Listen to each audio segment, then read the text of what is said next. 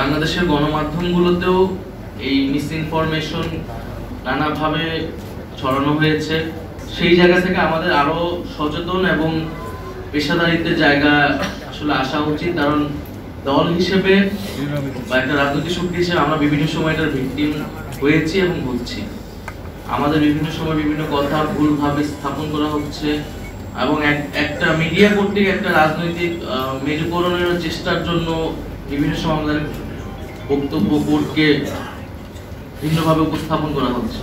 তো সেই জায়গা থেকে আমরা আশা করব যে আমরা রাজনৈতিক দলগুলোর সাথে গণমাধ্যমের যে সম্পর্ক, সেই সম্পর্ক আরো ইতিবাচক হবে এবং যে মুক্ত গণমাধ্যমের প্রতিশ্রুতি আমরা সকলেই দিচ্ছি সেটি আসলে আরো কিভাবে কার্যকর করা যায় সেই বিষয়ে আমরা যদি আরো বাস্তবিক অর্থে আরো খোলামেলা আমরা নিজেদের মধ্যে আলোচনা করতে পারি, সেই রূপরেখা তৈরি করতে পারি, এটি আমাদের জন্য ভালো হবে। গণমাধ্যম সংস্কার কমিশন আসলে অনেক আগেই হয়েছে, আমি উপদেষ্টা থাকার সময় হয়েছিল এবং আমাদের যে সময়সীমা সেই সময় ছিল যে গণমাধ্যম সংস্কার কমিশনের সুপারিশগুলা দ্রুত আসবে এবং বাস্তবায়ন হবে। সেটি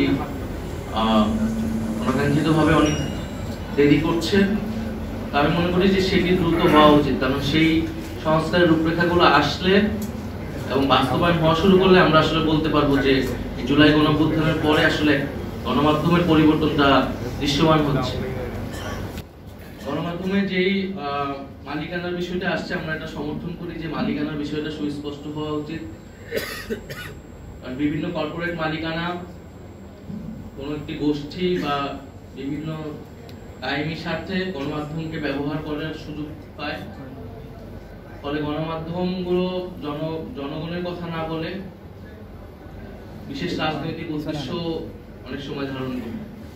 সেই জায়গায় রাজনৈতিক দলগুলোকে যেরকম তাদের অর্থনৈতিক স্বচ্ছতার জন্য এই সময়ে অ্যাকাউন্টেবল করা হচ্ছে, আমাদেরকে অ্যাকাউন্টেবল করা হচ্ছে, একইভাবে মিডিয়ার যে আয়ের, গণমাধ্যমে যে বিনিয়োগের উৎস, মালিকানা, একটি কর্পোরেট মালিকানায় কতটি পত্রিকা থাকতে পারবে সে বিষয়ে আমাদের সুস্পষ্ট নীতিমালা প্রয়োজন।